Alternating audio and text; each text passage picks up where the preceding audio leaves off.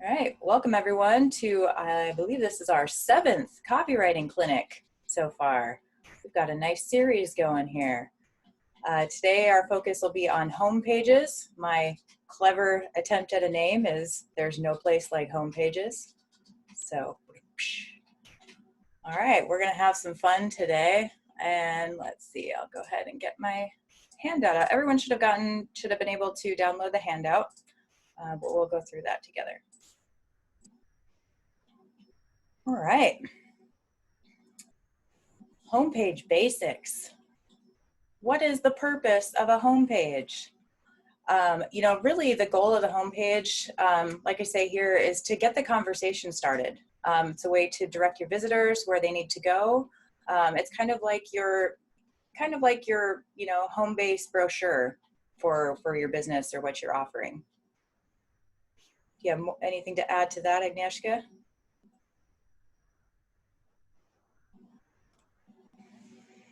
It's a business card, it's a brochure, but most of all, it's somewhere where they check if you're trustworthy, right? So what you have to do with your homepage is basically psychoanalyze your customers, your ideal client. Don't care about anybody else, just ideal client.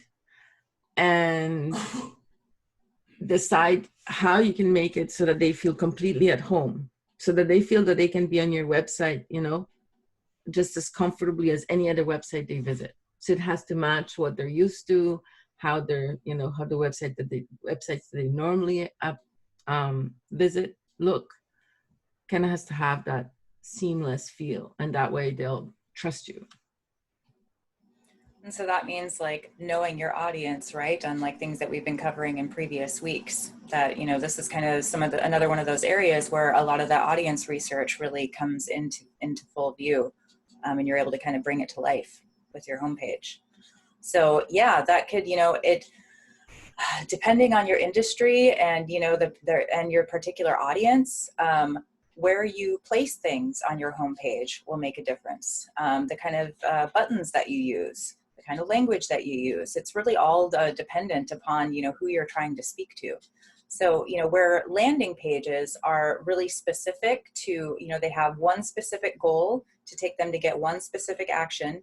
Landing pages are usually, trying to, sell a product or get them to take the next step. Whereas, like we said, the homepage, it's like your home base. It's, like Agnieszka said, this is where you're able to, really establish some trust.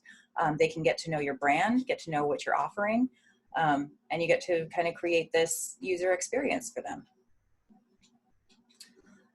So according to HubSpot marketing metrics, 55% of visitors spend less than 15 seconds on your website.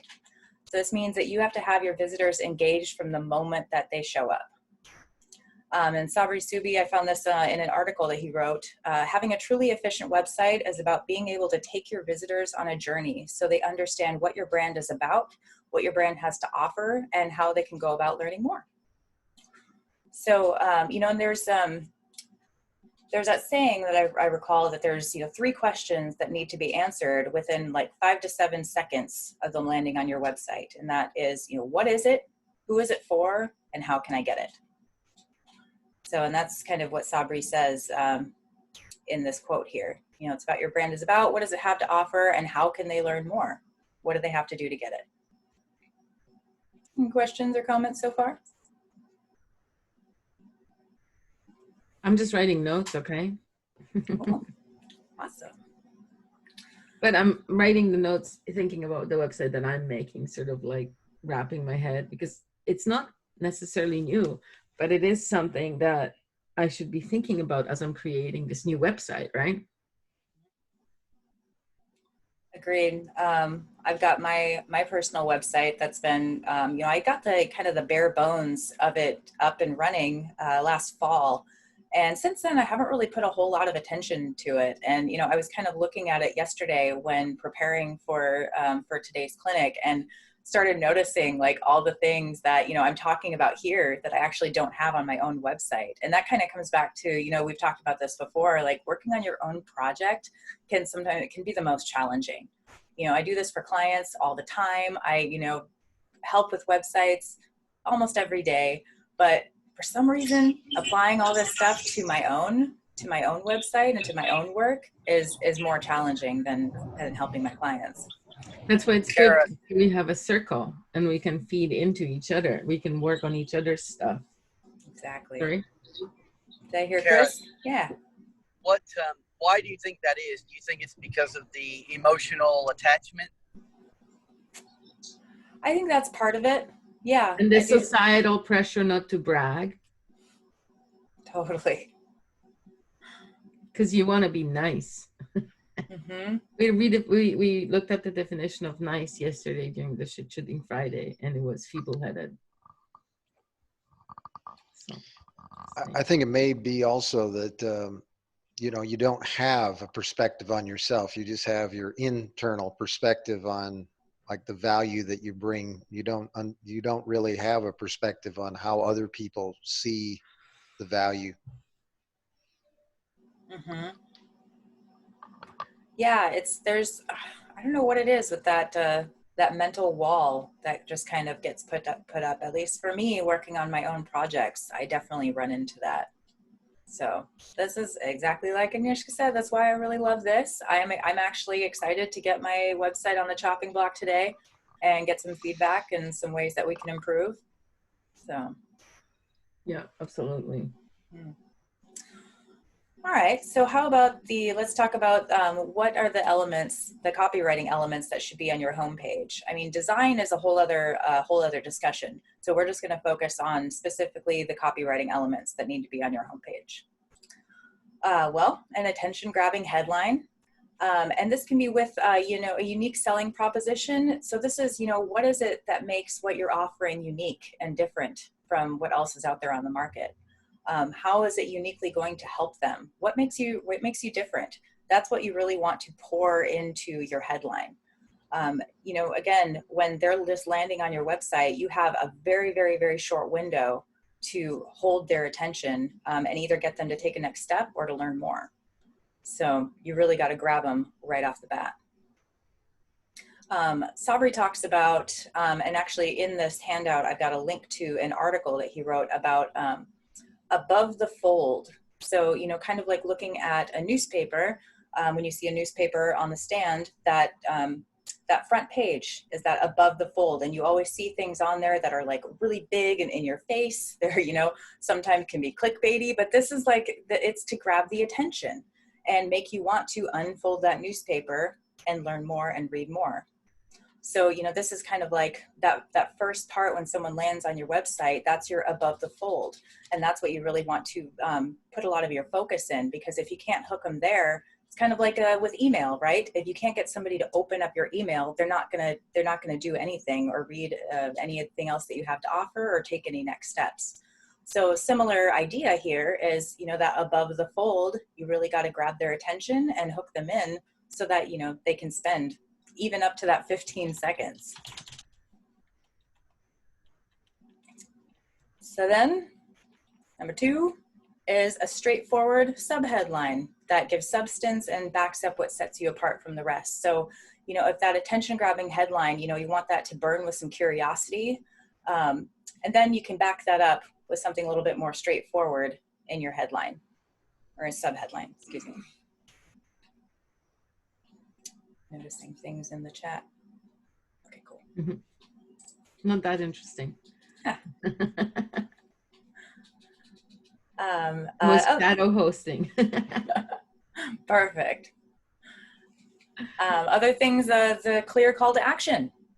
And, you know, where it's placed could depend on your industry and your audience, because, you know, if you have a product or service that your audience really needs to take in more information and learn more before you would even want them to take a next step, that's going to help determine where you would want your call to action button to be placed.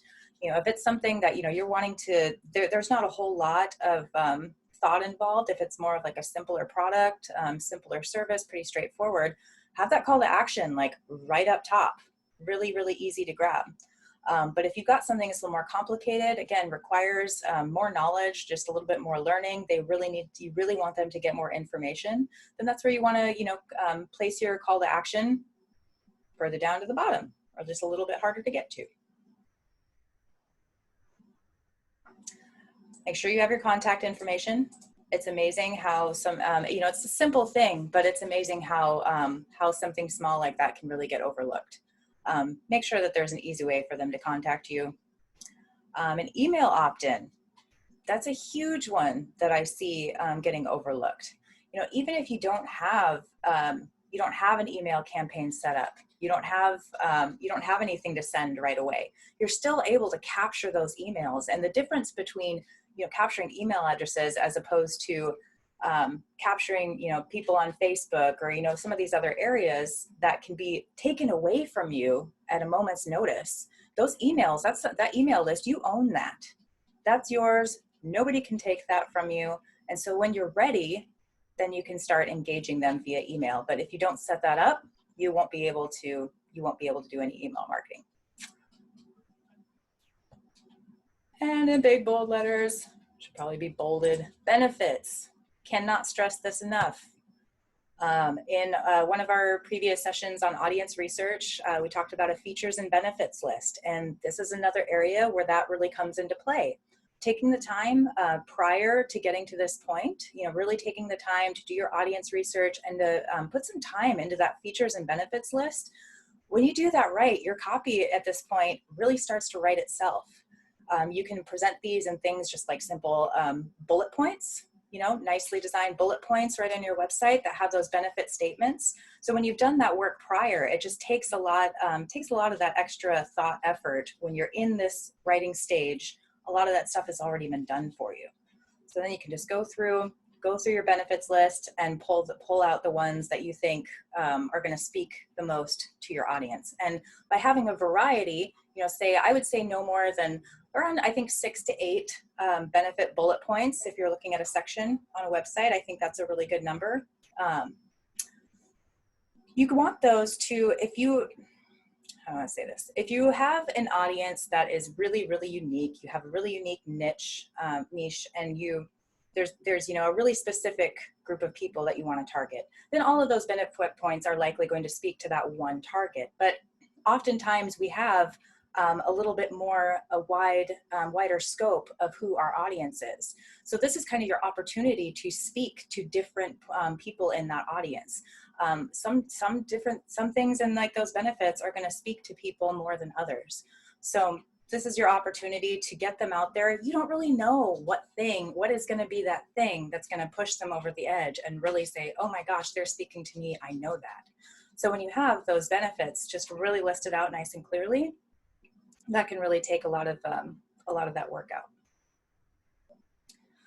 And social proof, testimonials, something that I have been terrible about doing for myself over the last several months and I'm working on now. But, how many of you can relate to, being unsure if you wanted to take the next step with, a product or a service, but then it was somebody's reviews or testimonials that really, really sold you on it and pushed you over the edge.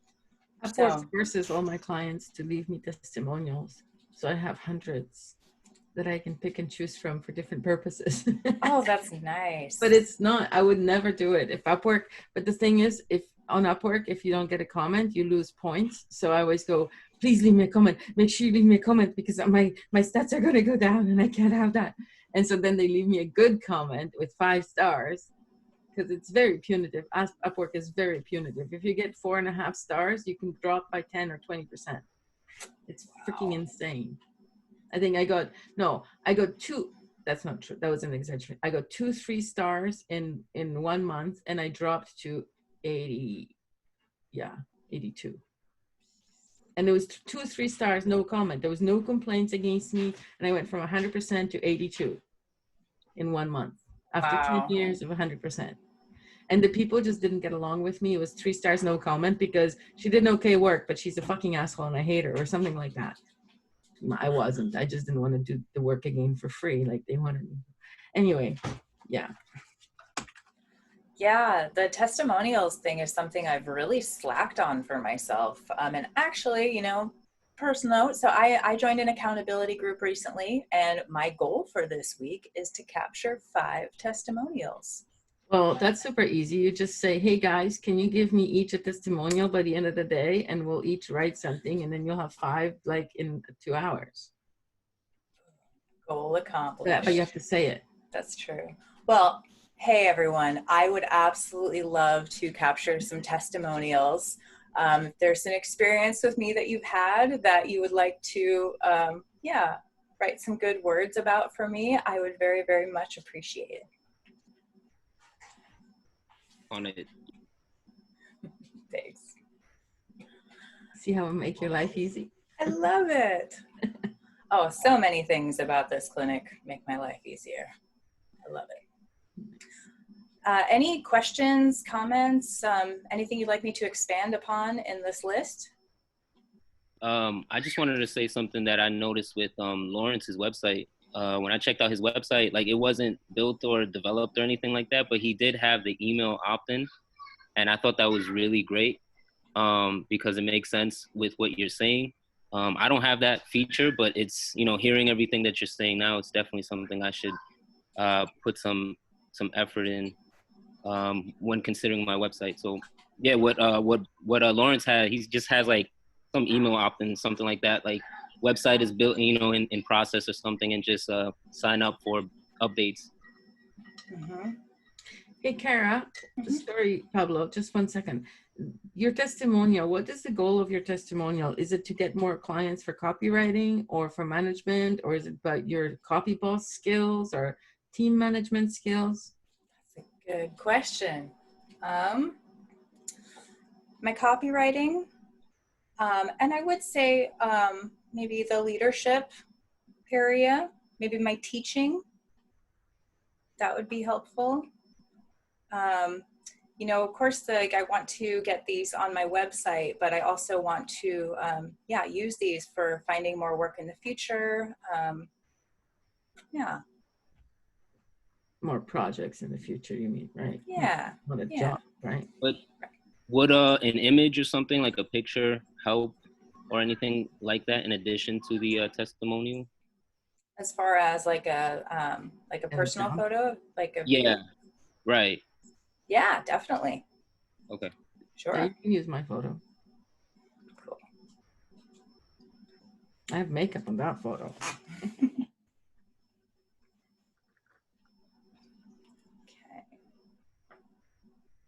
All right. Just want to make sure. Any other questions or comments just on this section right here? Because then we're going to start looking at some examples.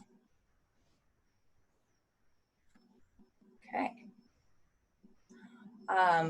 I am going to go just let you know about a couple things in the notes and resources. Like I said, I found the first link in here is an article that I found yesterday. It's from 2017, but still incredibly relevant. Of course, by Sabri Subi. As you guys know, I'm a fan. It's because he's put like $60 million into testing his funnels and, you know, all of the processes that he does. So that's why he's kind of my go-to. I've got another article from a different source to look at as well, but this I found really, really helpful. Fairly long, but very, very worth the read. And he talks about the above the fold. And this is this is exactly what this article is about, is it's web design guide on what to put above the fold. So this does go a little bit more into the design thing as well. So there's a couple different elements. So, you know, like we talked about the unique selling proposition. By the way, guys, I'm interrupting you for a second because of what we're looking at on the screen. Do you see what he did there? It's like he broke the rule. The book is pointing outside of the thing, but he didn't break the rule. He didn't. This is a deeper psychological manipulation. You're not supposed to read the article. You're supposed to get the free report. He's pulling you to the free report away from the words. And the goal is to click the button. So it's seemingly making a mistake, but in reality, your eyeballs go boom, boom, boom, and directly in the button where he wants you. Interesting. At first glance, I was like, is he breaking rules? And I'm like, no, even more clever than that. Sneaky, sneaky. Because if it was just an image, it would be a mistake. It would be like, oh, this image tells you that you're not trustworthy. But the image points to the button, not to the text. So this is like what we talked about with the, attention grabbing headline, or, your unique selling proposition. I like this, according to TechTarget, a USP is a factor that differentiates a product from its competitors, such as lowest cost, the highest quality, or the first ever product of its kind. So just kind of like really looking into what you're offering and seeing how is it different? What aspects of that are unique as opposed to your competitors? Let's see, there's a couple of things I wanted to, So this where he's talking about offering a brief explanations about your products or services is essentially your sub-headline. And he says, think of your explainer content as your sub-headline. It helps to give substance and back up what sets you apart from the rest. Include your brand logo. I just finally got my logo onto my personal website in the last few days. Little things.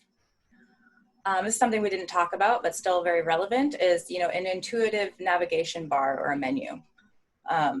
Definitely something to think about. We're focused right now on just the home pages, but, you want to have a contact page, any kind of other like about page.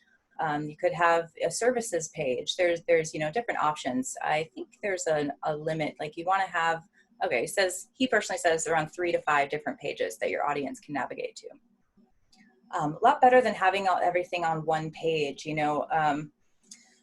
I was just working on a website recently that all of their content was just on one long page, and they had some anchor links on there, but it was still really challenging to find exactly what you were looking for. Where that's, the beauty of separating these things out onto different pages. It's easier for navigation, easier for them to find exactly what they're looking for.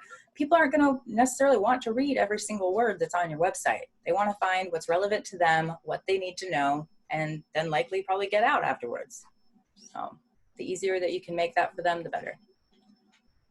We went through this contact page or contact details, call to action. And this is something that that I was talking about that I can go a little bit further in, is about where to put your call to action. The placement of being above the fold or below the fold. It says that made no difference on conversion rates.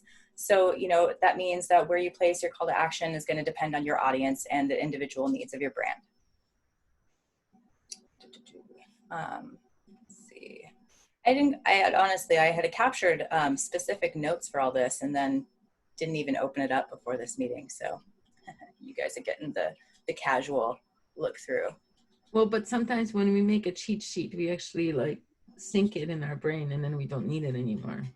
I have found that that's kind of what's happening, as I'm remembering a lot of the stuff that I wrote, that I put down. So cool. Well, this link is available to you in here. Then we also have the 12 critical elements that every web homepage must have. And this is really, this is pretty online with what we've already been talking about, and just kind of presented in a different way, kind of just reaffirms what we've been talking about. You never get a second chance to make a first impression. They have this nice little infographic in here, and then they go into detail on each one further down. But, we've got our headline. They say it again, within 3 seconds, the website needs to tell the visitors what your site has to offer. They said keep your headline clear and simple, no fluff. I kind of disagree with that. I think that your headline is where you get to be a little bit more daring, where, you're trying to really spark curiosity and get them to want to stay on your website for a few more seconds. So, you want to have your unique selling proposition in there, but this is kind of where you get to be a little bit more daring. There's a lot of noise on the internet. There's a lot of noise to cut through, and keeping it super simple and bland, it's not enough. They've seen it all before. So be daring. Go a little bit over the top with it. Your subheadline, that's something we already went to. Primary calls to action. So then this also gets a little bit more into like design stuff. So supporting image, which is a good point. A lot of people are visual. So images are really handy in that regard. Benefits. Social proof, we went through that. Navigation, we went through that. Content offer. Oh, so this is kind of like your lead magnet. That's what this is talking about. which is definitely, you know, it's something that is absolutely something you'll want to have on your website. I did not list it as like those critical, essential things in the list because, you know, right now we're just kind of getting things started. You know, this is kind of like the first step is getting that homepage set up. So, you know, you get your home base ready and then you can start focusing on your lead magnet and creating your offer and then add that to the elements. But you know, your homepage, like for example, mine, I don't have a lead magnet right now, but it's still functioning and doing what I need it to do. I just need a place that I can send people to where they can learn more about what I do. My lead magnet. What's that? I'll give you my old lead magnet. You'll enjoy it. You can adjust it to your own needs. Okay. Cool. I don't use it. Secondary call to action. How are they describing that in here?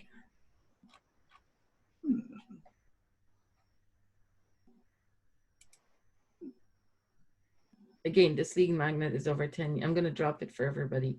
It's over 10 years old, but I think that if you adjust it, you could really utilize it still.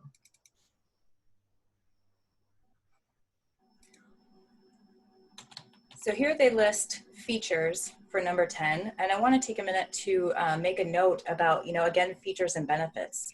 So it's not that features don't play a part on your website, but you want to lead with the benefits first. Nobody's going to care about all these features until they know how it's going to help them. So, I mean, put your effort into your benefits first, and then further down on the page, you can get more into the specifics of the features. But again, they're not going to give a crap about the features until they know how it's going to help them.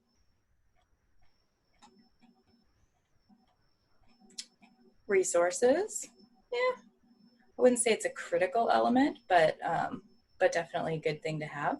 Some resources. Success indicators. I honestly didn't get this far down into this article. Oh, so kind of look at this as an extension of social proof. Awards and recognitions.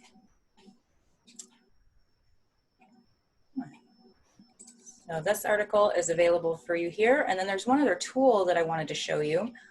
When you start working on your headlines is, whoops, not that one. Where'd it go? That's my website. We'll get there. Let me find my tool. This has been one of my best friends for the last month or so, month and a half since I discovered it. This is a fantastic tool that measures the emotional pull that the words in your headlines convey in people. So it measures it in 3 different areas.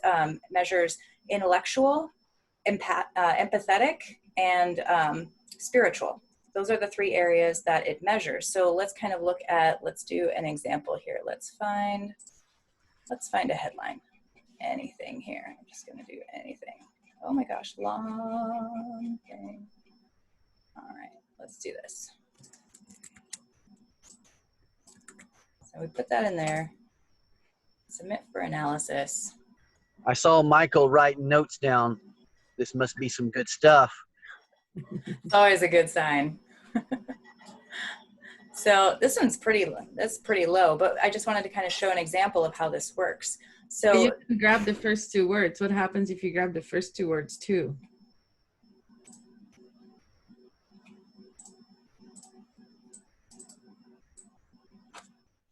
Just curious, you know? yeah.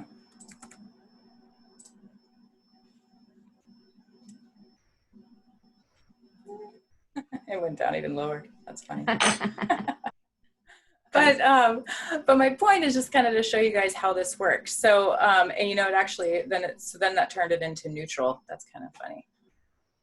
Here, let's do something else. Let's just. Something you wrote, which is better than Sabri, obviously. And of course, I haven't tested anything from my website in here. So let's just kind of see what happens. Well, it's going to rate high on spiritual, that's for sure. Oh yeah, it's primarily spiritual. So, so then to show you kind of how these results work. So this is primarily spiritual, and essentially what happens is, you know, it measures the different words that you're using in your headline, And for comparison, so to kind of get an idea of the number, for comparison, most professional copywriters' headlines will typically have 30 to 40% emotional marketing value in their words. So then it has an explanation of like what kind of audience that this is going to speak to more. So this is going to, you know, predominantly speak to those that resonate more with a spiritual impact. So when you really take the time and play around with this, you can get like a triple impact. Those are the best ones in my opinion to get, where you'll be able to speak to all those different parts of the brain. Otherwise, you know, there's different, depending on your industry, will kind of depend on what area that you want to speak to. So for example, you know, I've been doing a lot of work for Convergent Wealth. When we went through their headlines, we went with ones that were primarily speaking to intellectual, because those, you know, require a lot more thought to take the next step with this particular industry. That's the part of the brain that you want to be attracting to. So this is a really, really wonderful tool that I invite you to play around with and experiment with. I've been using... Check that headline I put in the chat. I want to see it. It's the Raising Excellence headline that I wrote recently when I was playing with the website.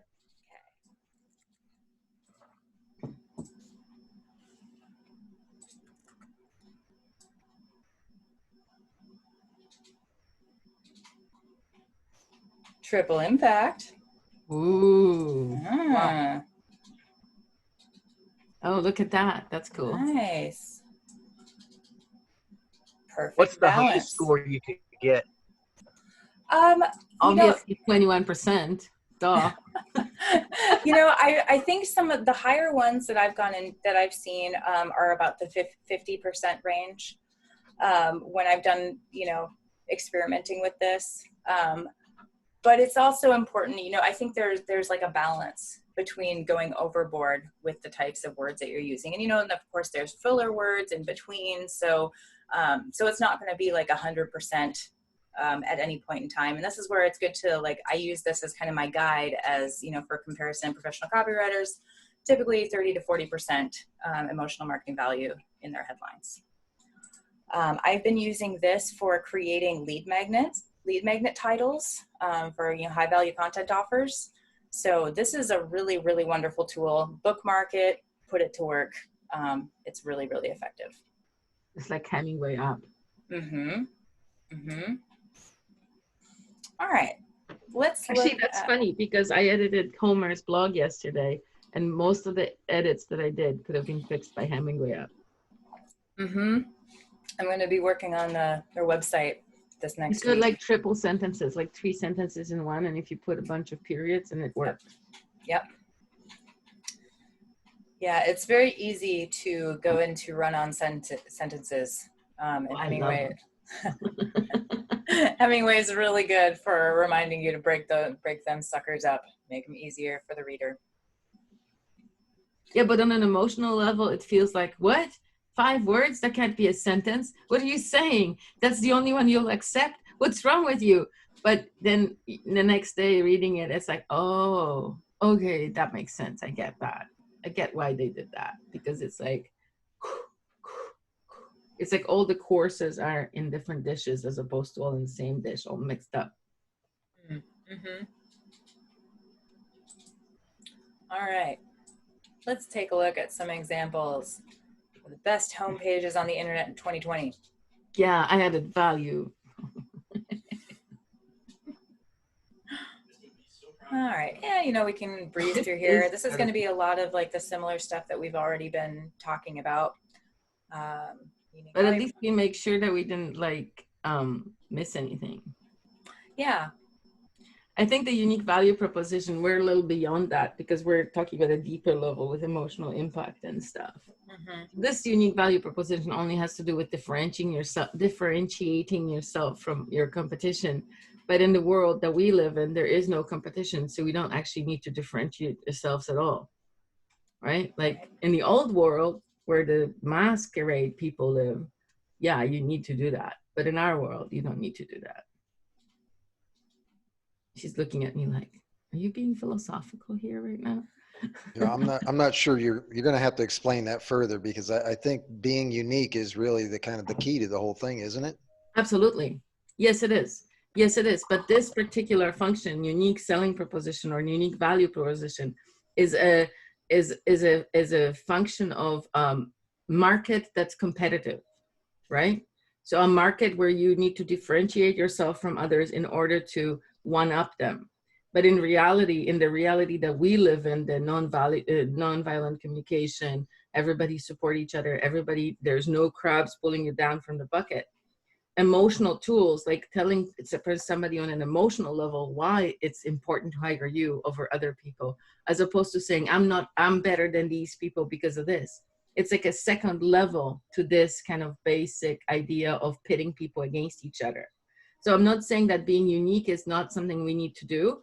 What I'm saying is that when we talk about deep psychological neurolinguistic tools to get the person down a garden path and into where we want them to go, we no longer need to worry about these basic tools of, okay, well, 30% off next week because, you know, we're a little cheaper than our competition, because that's not the sandbox we're playing in. We're not playing in the competitive sandbox anymore. And doesn't mean that we're not unique. It just means that we don't need to compare ourselves to other people. Because Kara and I are both copywriters and we both support each other. We would never compete with each other. There's plenty of work for everybody. So maybe it's unique differentiation. Yeah, we changed that to NLP. Value proposition. Yeah. Okay. Yeah, we basically use much more advanced tools than this unique value proposition in the copywriting that we do at Autonomy. There's room for everyone in this world, so let's all make some room. Man, I think we're writing our own book here, honestly. Right. I know. See, like, you know, we're going through all these articles and stuff, and I'm like, man, we could write some cool educational stuff like this. Better stuff than this. Oh yeah. This is a good point. Appropriate voice for the target audience. This is a good thing for us to touch on. Yeah. Yeah, and that's actually, remember that the message that Pablo wrote yesterday for poets, that was specifically for poets, written in a poet-like way, right? Versus if you write message for engineers, you would use completely different techniques to write the same message, right? And Luis's Linux meeting had that wording, you know, so you can see right there, two messages, they're the same, calling people to a meeting, but they're both very different messages because they're for different audiences. Even though there may be overlap. Yeah. Right? There may be the same person in Luis's meeting and in the poetry meeting, but when they're looking for poetry, they look for this kind of energy. And when they're looking for boxiness, they look for this kind of energy. Perfect example. Stuff. Well, you know, I was just reading another book by Robert Russell, and he was talking about words, tones, and actions, and how like words convey ideas, tones convey feelings, and actions convey motivations. You know, when they're talking about appropriate voice, that's the combination of the words and the tone, and like what do you feel like as far as tone is concerned? What do you put in to make sure you're getting the right tone? Because it seems to me like that's a lot more important. That's even more important than the words. Agnieszka? I have answer, but it's just questions. Michael, will you play with me? Sure. So say you have trumpet classes for children. How would you make that sound? How would you write that ad? And your audience is the parents of the Who's your children? audience? Okay, there you go. Okay, so if you're putting the flyer inside the school for the child to be interested, you would write it differently than if you're putting the flyer at Safeway for the parent to be interested. Yes. That's what that means, the appropriate voice for the target audience. What's Safeway? And it's kind of like, you know, what do you What do you want them to feel? Do you want excitement? Do you want, intrigue? Do you want them to think? That will all, determine the tone of the copy that you write. Do you And want just also- intellectuals? Because then And also make sure it's authentic. You don't want to be deceptive as well. You want to make sure what you're offering matches the tone. Absolutely. and if in doubt, put a naked Fernando picture on there, then you're good. You can never go wrong with the naked Fernando picture. That's universal. That's a universal appeal. 6-year-olds like it just as much as 80-year-olds. Oh no. I'm sure that's what Fernando sounds like, because he's got a Spanish accent there, I'm sure. Of course, No. I haven't heard him fart, but hey. Actually, Fernando has a London accent. Oh shit. He's actually from London. He's just Spanish family. I was just judging by his farts. I haven't heard what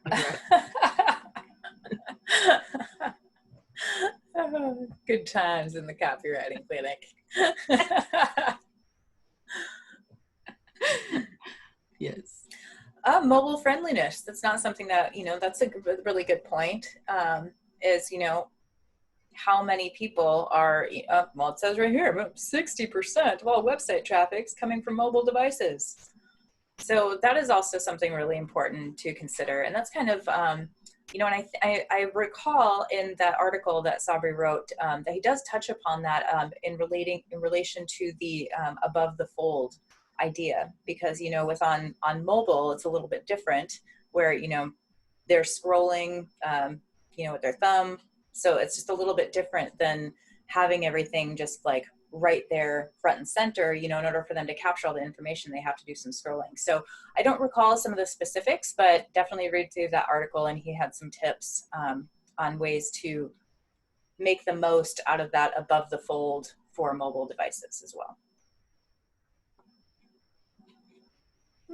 All right, now let's look at some examples.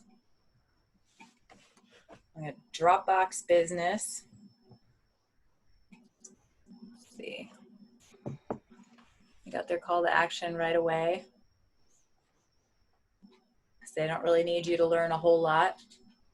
Just like, boom, try it for 30 days. Let's look at that headline. Dropbox Business simplifies your work with a central place to access and share your files. Well, it should say your files.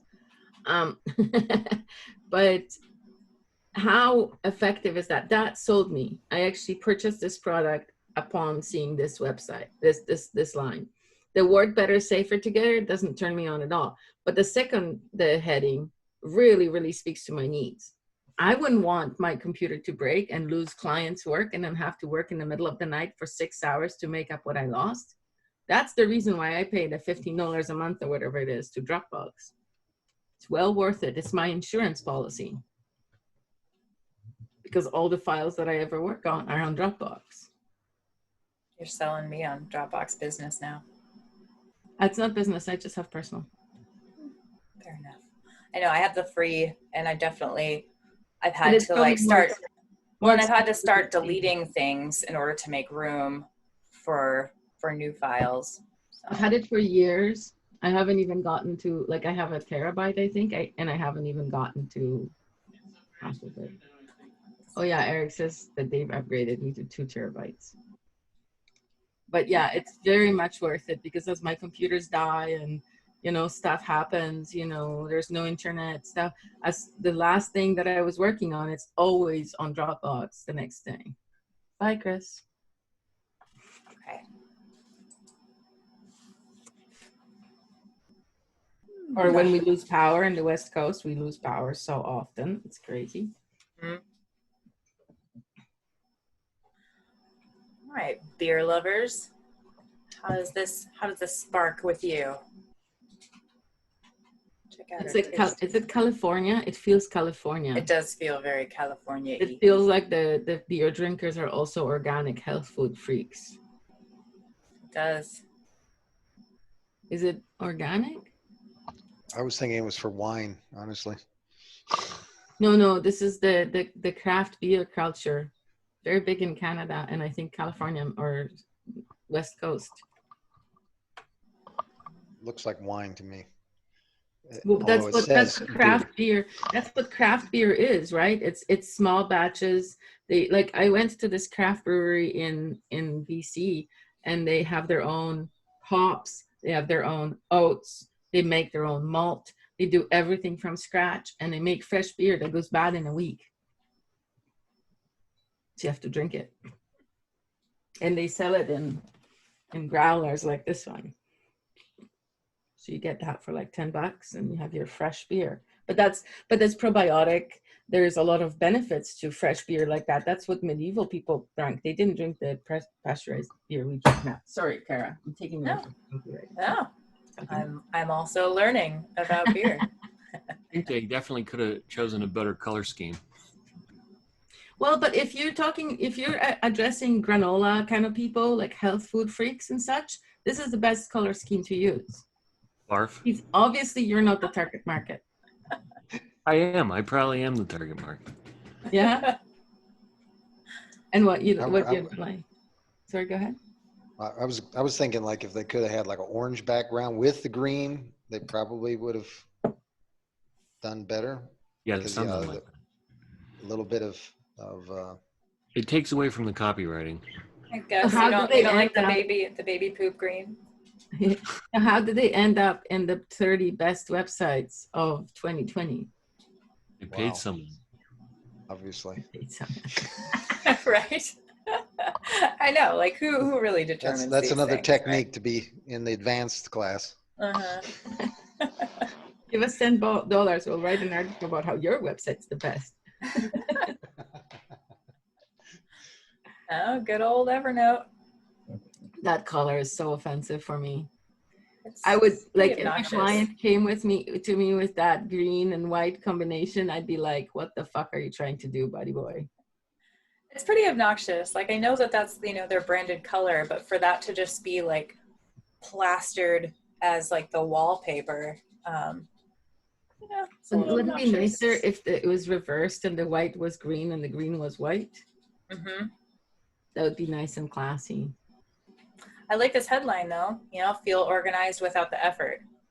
That speaks to me. But what if the headline was effortless organization? That would probably be better. Yeah. Pop it in the analyzer. Find out. Could. We definitely could.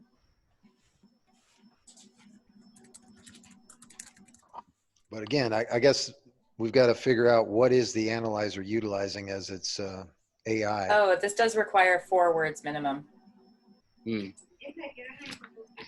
Also, somebody who's so efficient that they only use 2 words, they're not analyzable. It's not for the, I guess not for the emotional marketing. I guess that's where you could get your 100%, right? Mm. Okay, where am I? Here's stained bed sheets. Let's even, let's test out the one that they have. Feel organized without the effort. That's why they have so many words, because the headline analyzer didn't accept the 2-word heading. Maybe. Oh, that's not. See. Cool. Meh. I mean, it's not bad to be, speaking to the intellectual side of the brain, considering what this is for organization, but it's it could be stronger. So that analyzer, that's kind of a way to break down the different gem personalities too, huh? Absolutely. I absolutely think so. It's like I've got a client that is, a Hindu monk in their organization. So I try and always strive for ones that, speak more to the spiritual and empathetic sides of the brain. Where again, like I said, then for everything I'm doing for convergent wealth, I'm seeking more of that intellectual impact. So it just kind of depends. And we've gotten some for convergent that we've had the triple impact, and we got to use that for some of our lead magnets. So yeah, just kind of playing around with it. It's just going crazy in the chat. What are y'all doing? Come on, just scroll down. Come on, Kara, get on with it.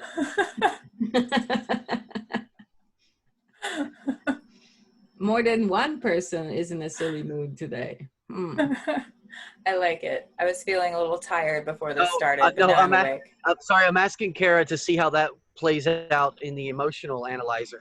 Come on, Kara, just scroll No, down. I'm not telling her to scroll down. I'm not rushing. Wait, so what do you want me to That's test? landing on a website and it goes, come on, buddy, just scroll down. Jesus. Yeah, and that, see how that, You know you want to see the rest of this page. You may be thinking that this page is boring, but you know what? You're surprised. If you scroll down to the bottom of this page, That's like 100% literal. It's got to be 100% literal. oh, look at that, 20%. Good. I'm gonna stick with empathetic. that for now. Then that's what I've changed. I've changed the truth conduit to that for the moment. There you go. How about you're a genius if you scroll down.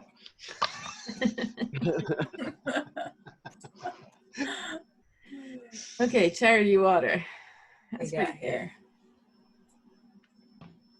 And I wonder why both of these people are in Africa. Is it because Africa has the biggest problem with water? I thought India had problems with water too. Oh. Who knows? Maybe they're an African charity. That's good though. Like, you know, their headlines really speaking to their audience and wanting to have that emotional pull. When 10 people lack access to clean water, we're on a mission to change that. Here's how. Let's give them some vaccines. Boom, done. Check. And a goat. Vaccines and a goat. That fixes everything. So, you know, in here, so instead of showing people in need, Charity Water goes straight to showing you the direct results you can accomplish with donations. So focusing more on the results, those kinds of benefits.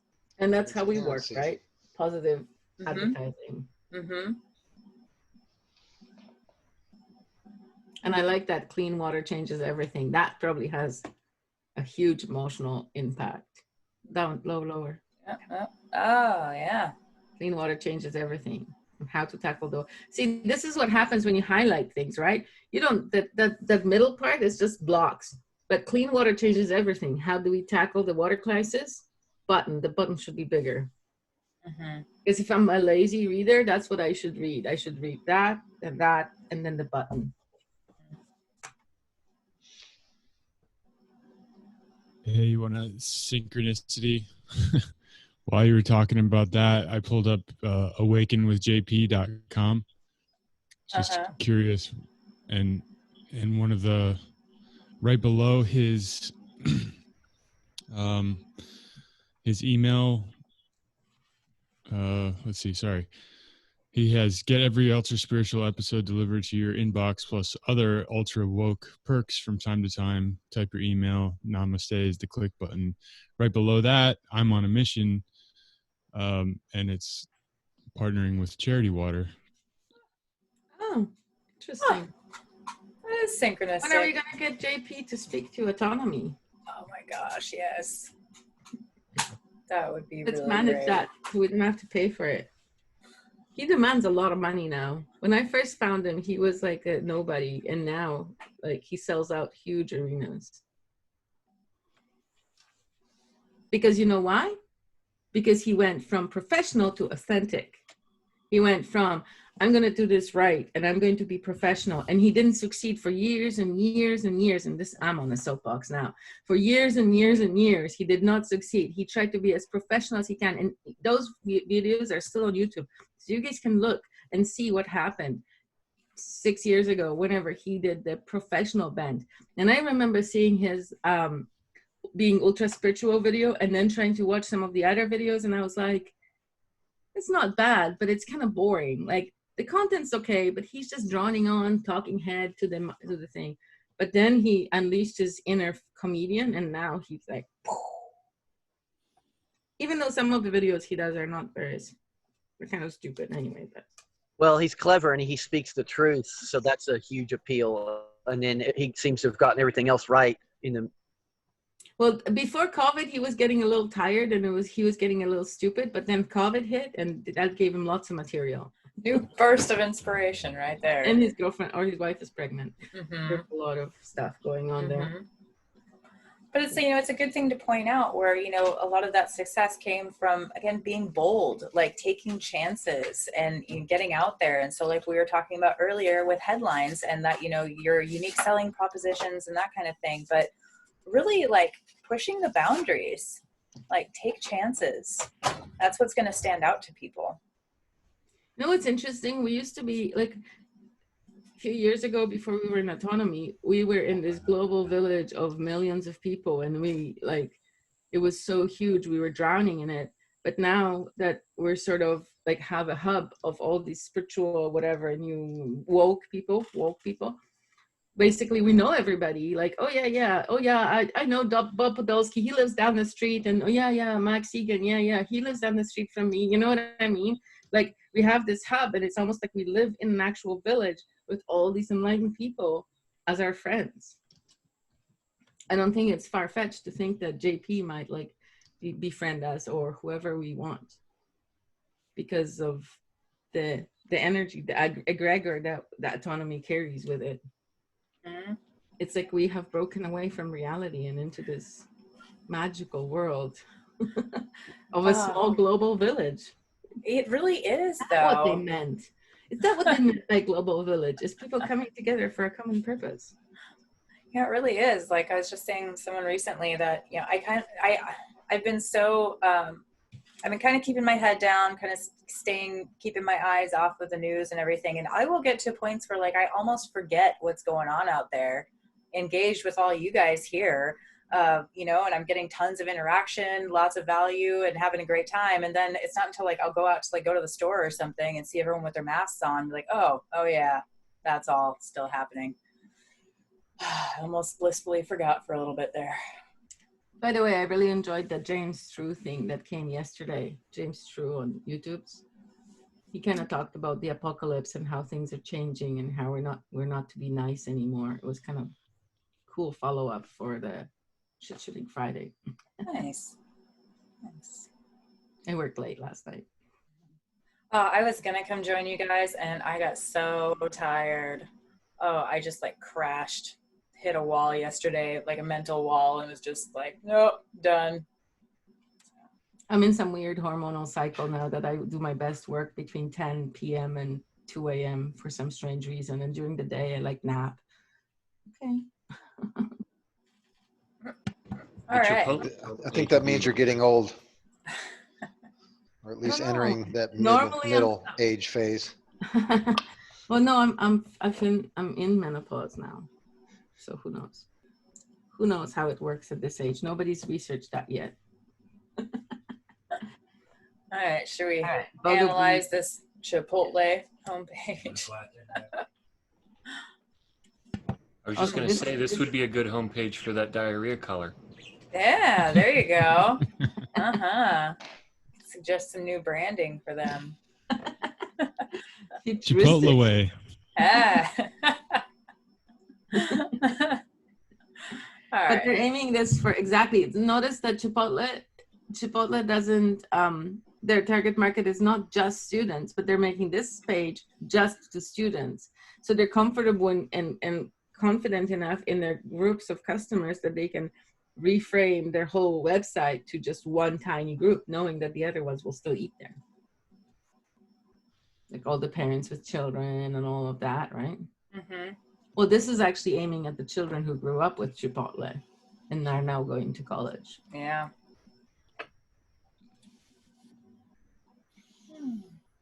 Chewy. I get my cat food from Chewy. Definitely more product focused, you know, when you've basically got like a whole store.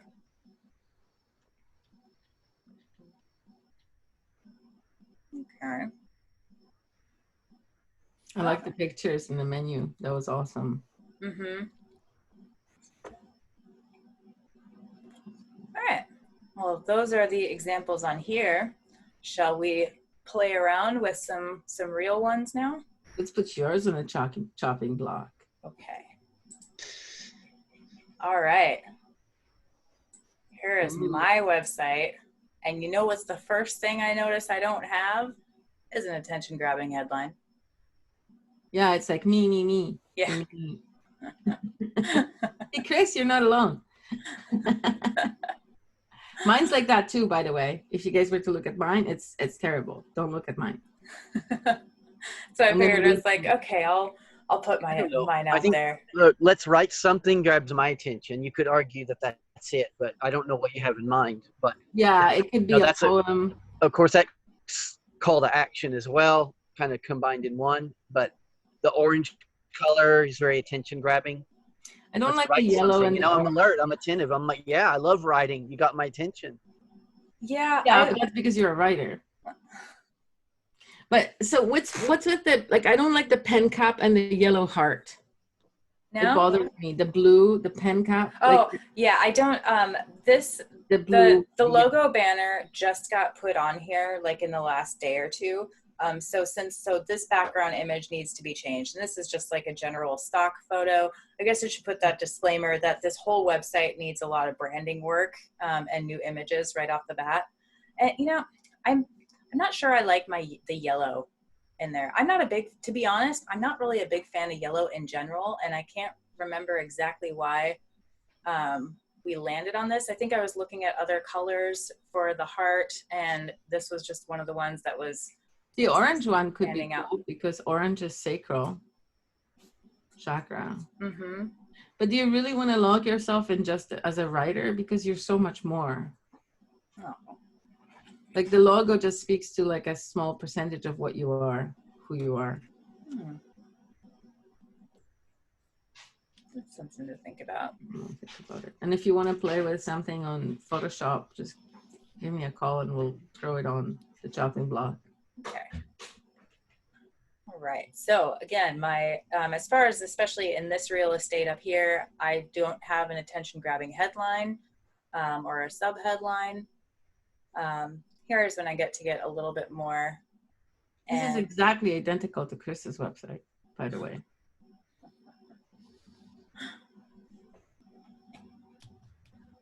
Less nebulous. His was a little more nebulous. If it's identical to mine, then it's perfect. Let's move on to the next project.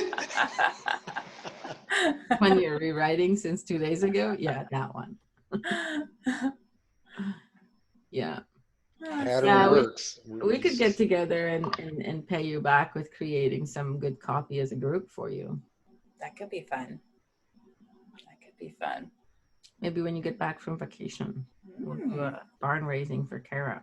Because see, this is why. So this is, and no offense, Michael, but but this is like barn raising for Kara. She knows what she's doing. She knows who she's doing for. She knows how she's doing. She knows how much. She knows she has all the facts in her head. So if we're doing barn raising, all we do is we replace the paragraphs with paragraphs that are more effective, right?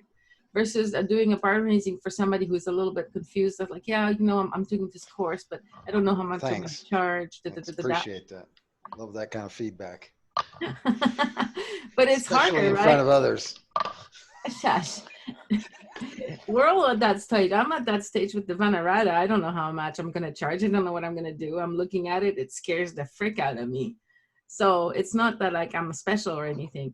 But what I'm saying is that if you guys want a barn raising for you, right, get to the point where it's possible to just go, right? Get your mind, your thoughts to that point. And then once it's all organized. So have a plan for the barn, for the design of the barn is what you're saying. We did really good barn raising with you, Michael, but we had to dig the foundation. I agree that, you know, even though I think, you know, we went a little bit of different directions in the end, I definitely benefited from that whole situation. So I'm very thankful. But it was more like digging the foundation for the barn rather than raising the barn, right? So we basically threw out a bunch of stuff that was not serving you. And it's like, oh no, is Michael going to benefit from it? But he does because, you know, now the barn can stand. Now it's got a foundation. Okay, sorry, Cara. Go on. No problem. Yeah, there's still more I in my stuff. I tried to make more of the focus on you and but this could definitely, be strengthened. But then you can't start with a sentence with my goal if you want it to be about me, because I Right, don't care about right. your goals. And like I said, it's like I worked on this back in, I think it's September or November, and haven't hardly like looked at the copy since then. So, because it's like I had all this, I had, and I guess kind of still have like that fear with that you were talking about, Anishka, like with my own website and like getting myself out there and really, trying to flesh this out. And so it's like I got over that and I put the work in to just get this all started, this bare bones. And then I was just kind of like, okay, that's done for now. I'm not going to look at that anymore. And now it's time to look at it again. But it really doesn't matter, because I've been like a copywriter I've been a writer for 20 years probably. And I still wrote my website and it looked exactly the same as yours and exactly the same as Chris's. Like I. Because the first version, you're trying to get your thoughts out on paper. This is what I do. What do I do? Right? Mm-hmm. And then the second version can be taking that flashlight and pointing it from yourself to pointing it at the other person. Yeah. So got some of my services and tried to, focus on the benefits with these. Can I point a particularly bad sentence out? Sure. Content strategy. Uh-huh. There's no emotion in that. There's no me, there's no you. Nurture warm audiences, but it's kind of like, it's like an island in the middle of a desert that doesn't really relate to anything. Yeah. And then the rest of it is super cerebral, so it doesn't really land in the heart at all. I agree.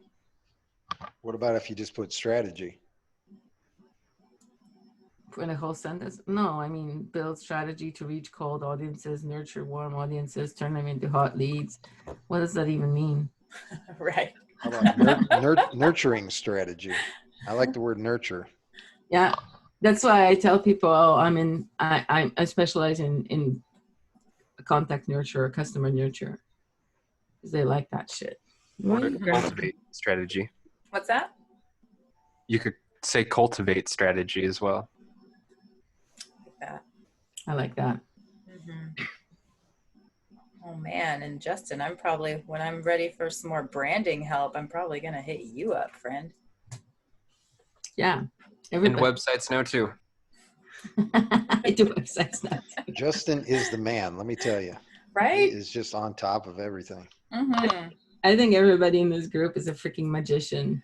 Dude, seriously though, like all of us have been doing just so much lately, and it's just all awesome, and words are failing me because I'm just so happy. And Lawrence with his video editing and all of that stuff, right? And writing and songwriting and like music stuff. Everybody in this room is a freaking magician. And Michael? I'm sorry, What? I was gonna say I can't hear what you're saying. I've got Amish Paradise looping in my head, trying to figure out how we make a video or something, or a parody song and then a video about building websites for people. Barn raising websites. Yeah. Website barn raising.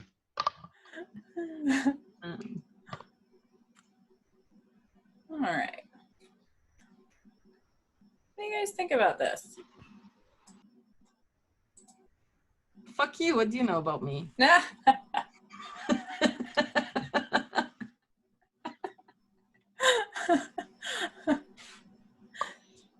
Anybody else have feedback on? Okay, thanks, Mike.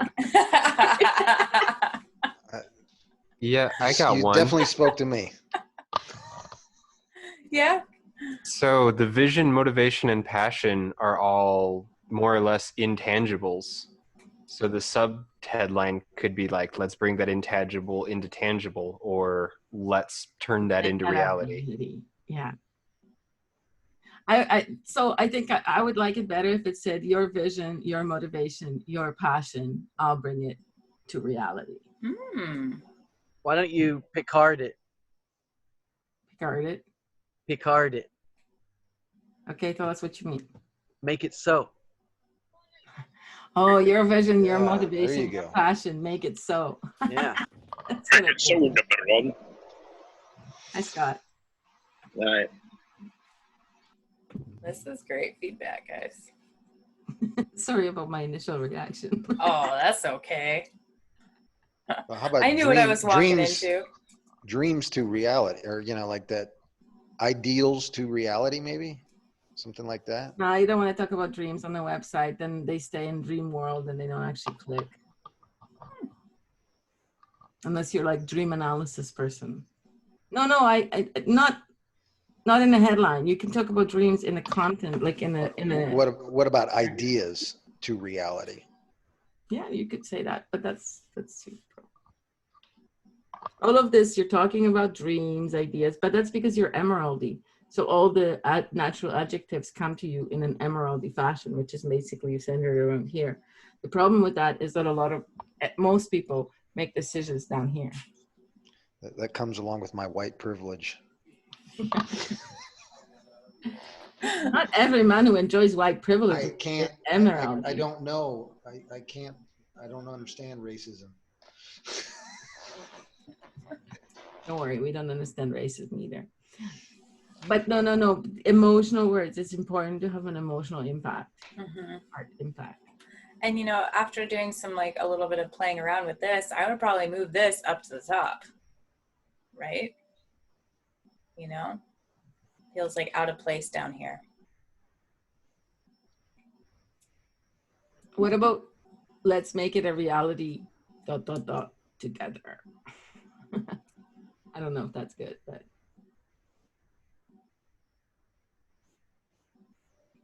or I'm here to make it a reality for you. Because a lot of people, when they hire me, they want to abdicate their own responsibility for their own website. Like, have you noticed that, Kara?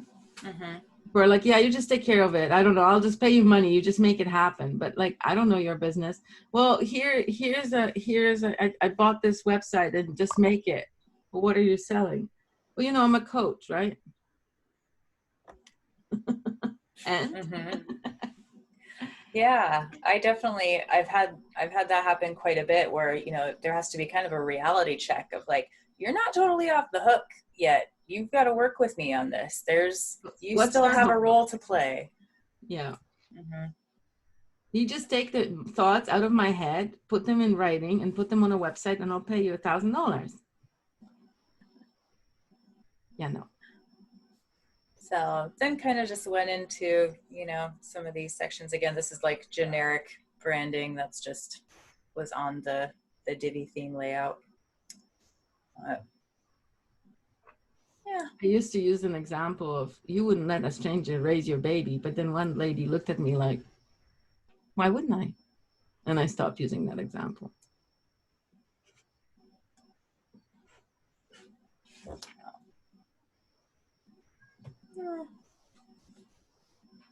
Ooh, I like how that text on the bottom slid in.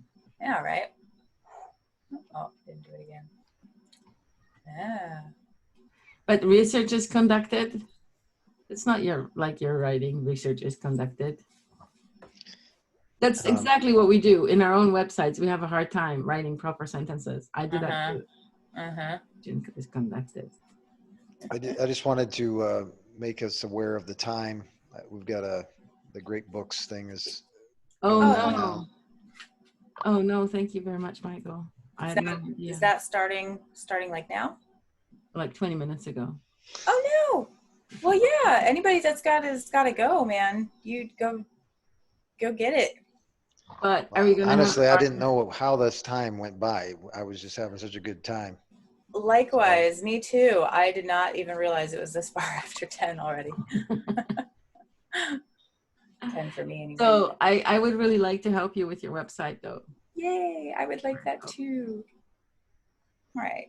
Well, yeah, anybody that's got to take off, absolutely, go for it. I'm still okay for time if somebody if we want to look at somebody else's website. I meant to put that out there first before my own, but it just kind of, mine got put on the block. You deserve it. Thanks. You've been working so hard for all of us. Yeah. When you gotta go, you gotta go. Yeah, I think Yeah, I'm going to take that's- off, but if you That's guys fine. do stay around, maybe Oscar's email is a good idea to look at. That's an yeah, idea. just absolutely excellent. This was really valuable. Thank you so Wow. much. Thanks. Kara is Hey, up. Yes. Michael, were you going to take off to the book club? Yeah, I am. It's one of my favorites for the week, or every other Yeah, week. We'll take I a look got at your website another time. Yeah, why don't we, you guys, I mean, we can wrap up for the day. Yeah, I got to skedaddle as well. Yeah, I actually had a couple of questions. sure. You want to take off? That's fine. I understand. Oh, I mean, I'm available. Okay. Back to the tone thing. Are you talking about setting a tone, or the about inflection, or elocution, locution, perlocution, or all of the above? You know, we're kind of talking about like the tone energy that, you know, that you bring to your copy. Nishka, yeah, go for it.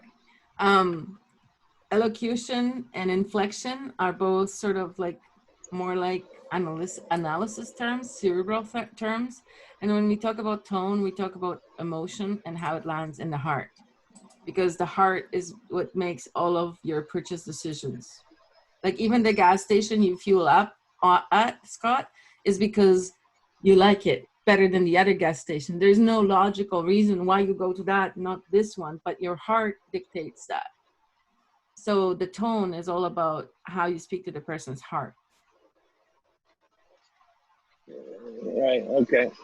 So I guess in a sense it would be all of the above. Yeah, but inflection and elocution, I don't know, that to me is more like linguistic tools than copywriting tools. Right. My daughter's calling. I got to take this call. Okay, bye. I'm going to the Great Books Club too. Bye, everybody. Nice to see you. Thanks, Agnieszka. Bye. Thanks much. We'll see you guys. Thank you. All right. Well, Yeah, this stuff. What's This that? was great stuff. This was great stuff. I really appreciated the that Analyze website link. That's on the PDF, right? Yep. Okay, sweet. Yep.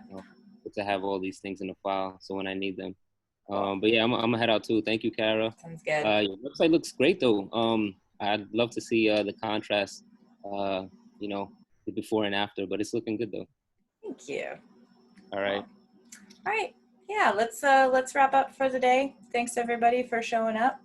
And don't miss next week. I'm going to be gone, but there's going to be an awesome poetry clinic going on next weekend in my absence. I'll be listening in, but I won't be hosting. Oh. Thanks, Kara. Enjoy your vacation. Thank you. All right. Bye, everybody.